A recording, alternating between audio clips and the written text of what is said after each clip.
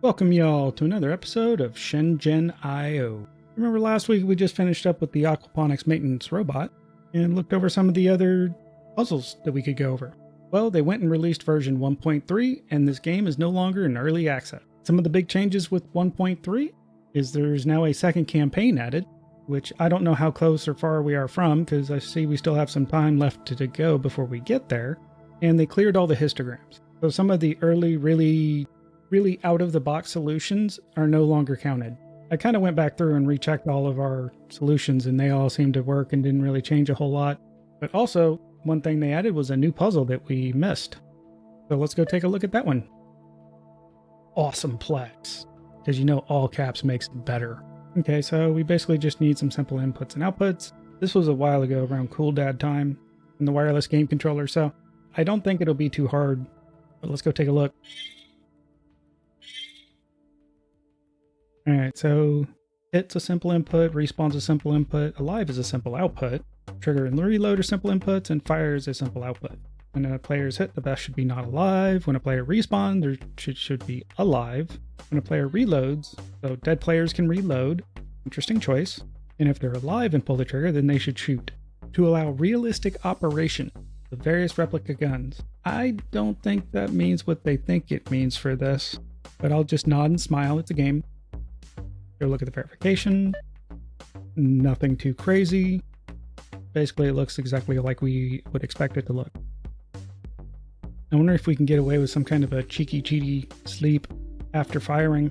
I mean, the fires right there look like prime candidates for a quick gen pulse. Everything else looks pretty straightforward though. And as of right now, I'm really thinking of connecting the alive and fire to the simple outputs of one of the chips, just because I think that'll be a bit easier. Well, we would have to for the fire if we wanted to take advantage of Gen Pulse. And unfortunately with the digital IO expanders, if you can't read and write to them without them clearing the other thing. Something they added to kind of keep some of a cheaty way of getting extra registers. Okay, so with that in mind, go grab a big chip. Let's try that again. Have that lined up. Grab one of you. And one of you. Yeah, I could do it like that, but let's just offset it. Since this is P0, let's do it like that.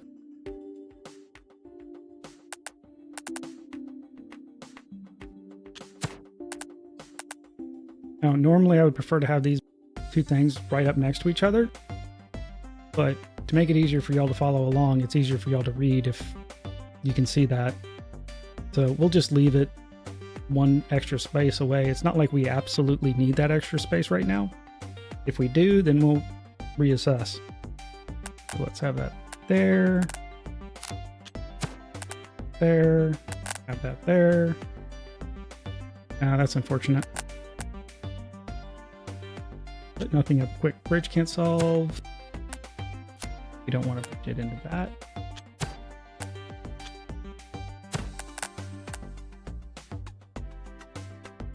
Okay, so looking at this, it looks like it's very straightforward. For the most part, we're just setting things based on our input. The only time we actually care about our state is when firing. Otherwise, we just do whatever we're told to do. At least that's what I'm assuming based on what the requirement said and looking at these inputs.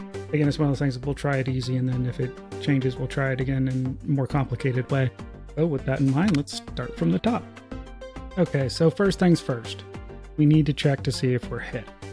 And they'll come into P1 on the digital IO expander there on the left, which means equal to 10. And it's on X0, so we need to see if X0 10. If it is, we need to move 0 to P0. And we'll use the DAT to keep track of our state. So move 0 to DAT. Now we need to check to see if we respawned, which since this is upside down to where it normally is, that's P2, so it'll be 100. Test equal X0, 100. If it is, we need to set P0 high and move 1 to the DAT. That's hit and respawn taken care of. From what the requirement said, it should be that straightforward and simple. Now to handle the reload, which will be on X3 and it'll be if P0 is 1. So P0 is 1, which is the lowest bit, so it should just be a 0 or a 1 from X3. So check 1 if it is. Move X1, which is our ammo count, to the accumulator. Super realistic weapon operation ammo count. Okay, so now for the fun bit, the trigger. So the trigger will take 2 conditions. We need to see that. So if X3 is 10, because that's triggers mapped to P1, and we have ammo, the accumulator is greater than 0, and we are alive, and we want to do a 10 pulse on P1, 1 pulse, and 0 off. And we want a sub 1, and finally we want a sleep 1. Wow, there's not much room there at all. I'm surprised we fit all of it in that one. Let's give it a shot and see what happens. Yeah, so far so good. Kind of surprised. Wow. Okay. I'm wondering if everybody's kind of shifted to the right there, because when I first looked at this puzzle, the requirements were different. Basically, you were supposed to, the second you died, move a 0 to the alive, and there was also no reload unless you were alive. So fitting that all in one chip, I think, would be a bit more difficult. Maybe. Yeah, I'll take that. Too shabby.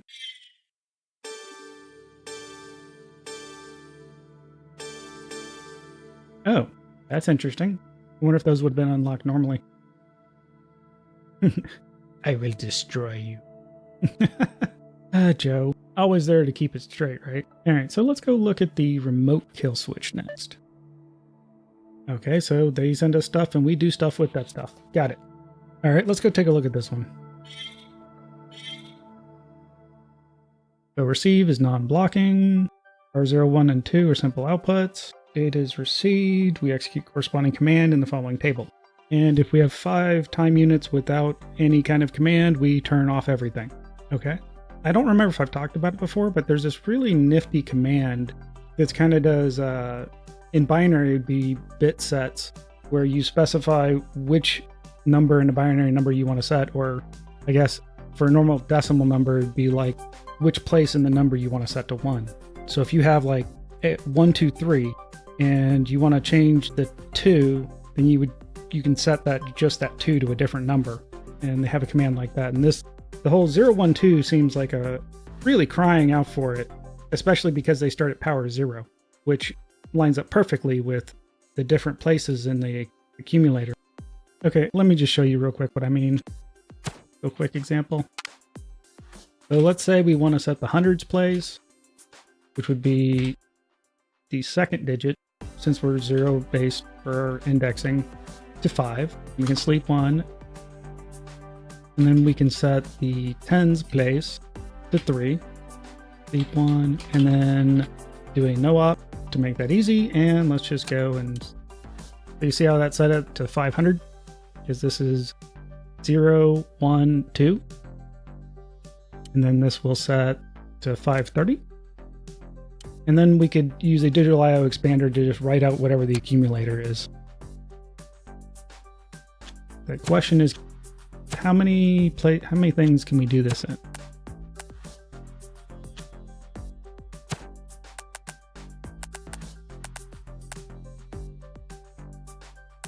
As usual, let's just start with one big chip and see how far we can get. So normally when we do this kind of a thing, we just read in the value, check what is equal to. If it's not one of the values we're looking for, we just throw it out and go to sleep. Unfortunately, we don't have that luxury this time, because this time we actually need to do something different before we just go to sleep. So what we're going to need is, we're going to need 2 different loops. So we're going to have our wait loop to read in data from x0, move that to the dot. We'll also probably want to increment whatever counter we're using now. And then we'll want to check to see if the dat is equal to negative 999. And if it is, this is when we will do our jump to our idle. I hate when it has that little red pop-up thing, because I haven't written in that thing yet. And because it stops you from hitting enter again while if your thing is full of all the lines, I don't want to put it there ahead of time, because, again, annoying. If we're here, we know it's either an actual value we needed to do something with, or it's going to be -1 to say just keep going. And I just thought of a really big shortcoming for our design here. But we're trying to use the accumulator as both a loop counter and as a way of tracking what's on and off. This isn't going to work so well. So we need to go add a second chip. As usual, we'll do the big one until we need a small one. There, you, and boop you there. Oop, one too many. This can be a fairly stupid chip. I'm going to sleep until we get data. Save that data off. So now we need to see if we're going to do anything of either set a bit or turn it all off, because we need both. Otherwise, we don't touch it. So I guess we kind of have 4 commands in this case. Since this chip is just keeping track of things, it doesn't need to have the counter, so it doesn't need to know when to shut everything off. It'll be told by the other chip. And then it'll need to know when to turn on and off the individual outputs. So with that in mind, since 0, 1, and 2 are all valid values for the inputs, we need to send another number. And in this case, a negative number is probably good. So just a -1 or something. Since normally I would do that because if it could never be a valid value for which one of the outputs to use. And so it's always a good number to use when you know it can never be that when you're trying to overload it, something like this. Honestly, I prefer not to overload things like that, but you know, you got to do what you got to do. So then we just need to see if the number we saved off is a -1. And if it's a -1, then that means shut everything off. So we'll set the accumulator to 0. And then what we can do is just always have it write out. Since we never have 2 packets for 2 different power changes at the same time, we basically can assume that once we update that one output, we're done for the round.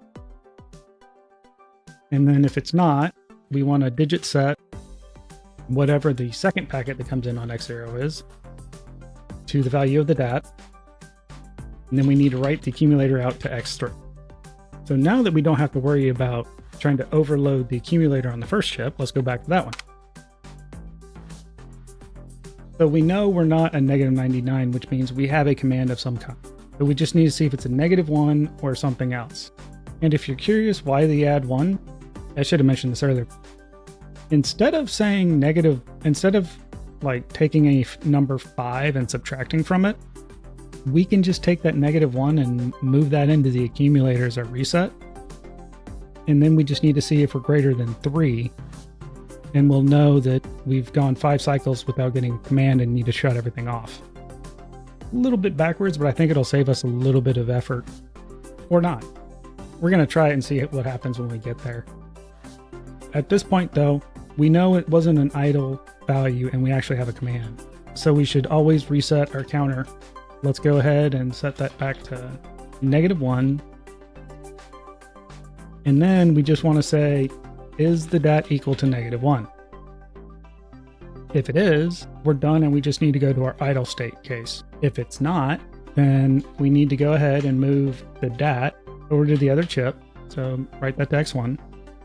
And then we need to write the second packet, which will be the state change, to X1. The first packet is either keep alive, on or off, with the second packet, if it's not a keep alive, being the ID that we want to turn on or off. So like here you can see we have 1, 1. So we want to turn on power output 1. Where here we want to turn off power output 2. You can see here where it transitions from where we turn it on, turn 2 on, and then we tell it turn off and it turns off. Now we just need to do our idle loop because the other chip should have taken care of it. And now we just need to basically count and watch to see when we've gotten to be more than 3 and to then tell the other chip to turn everything off. It's idle, say greater than 3. -1 to X1 and then sleep 1. And we need to go uncomment. All right, so let's give that a shot.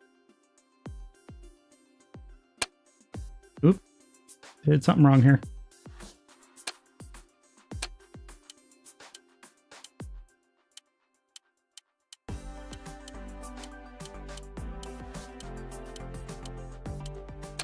I see what the problem is. We have the wrong signs here. So let's try that again.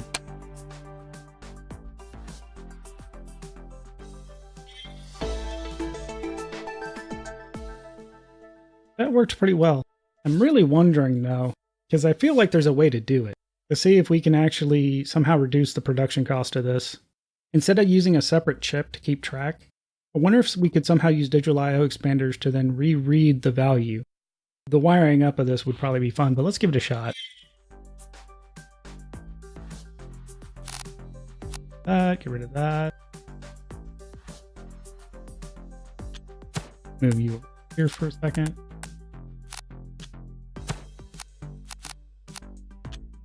Okay, let's see if we can do this.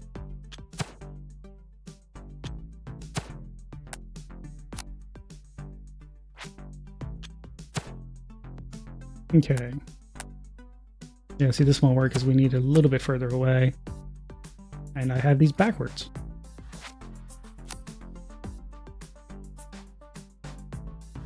We don't want the X-bus lines connected, because if the X-bus lines are connected, then it'll set to output and then clear on input. So it'll defeat the whole purpose of us doing this. Okay, so let's try this in a really silly and stupidly straightforward way. There. There. Cross. Need to bridge you out and back in somehow.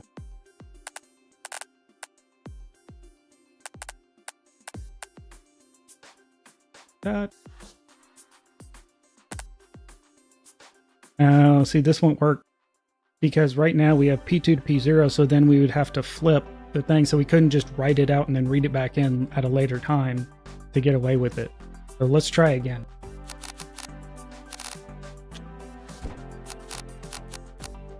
We're going to need them like this. So maybe we can just kind of take advantage of that. Dump that one out.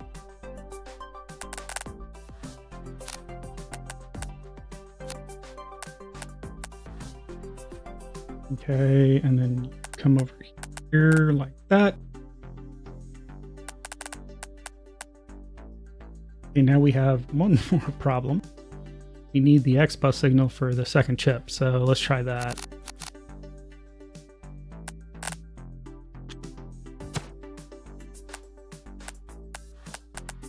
Okay. Move you over here for a second. And let's do this right quick to make sure that we have some room.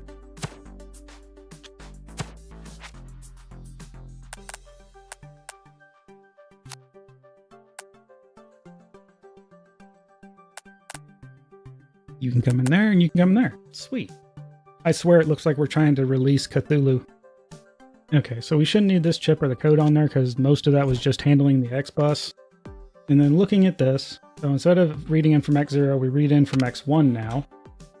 Add 1's fine, test equal -99's fine, jump idle's fine, move -1 to the accumulator's fine, because same deal, where we know what state we're in.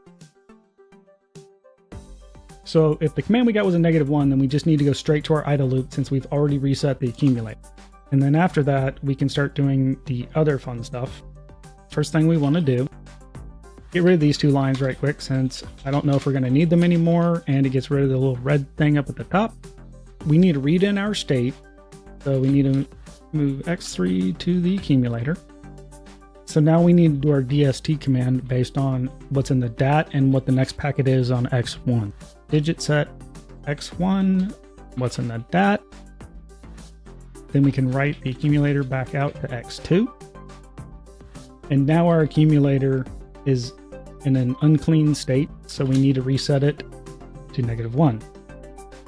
Which also means that if we're not equal to -1 up there at our first moving of -1 to the accumulator, we're wasting power. So we should go take that and move that into here as part of this, since there's no point in setting it twice.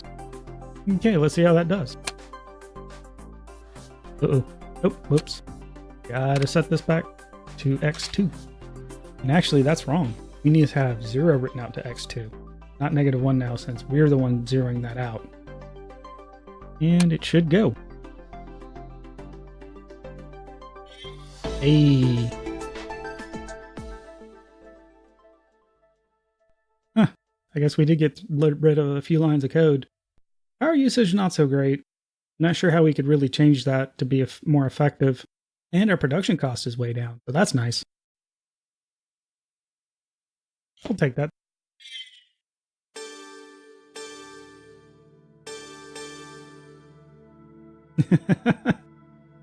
Yeah, definitely best to be careful with your robots. I think that's a pretty good stopping point for today. With that, if you like, leave a like. If you didn't, leave a dislike. If you have any questions, suggestions, feedback, or advice, drop it in the box below. Good luck in your races, and y'all take it easy.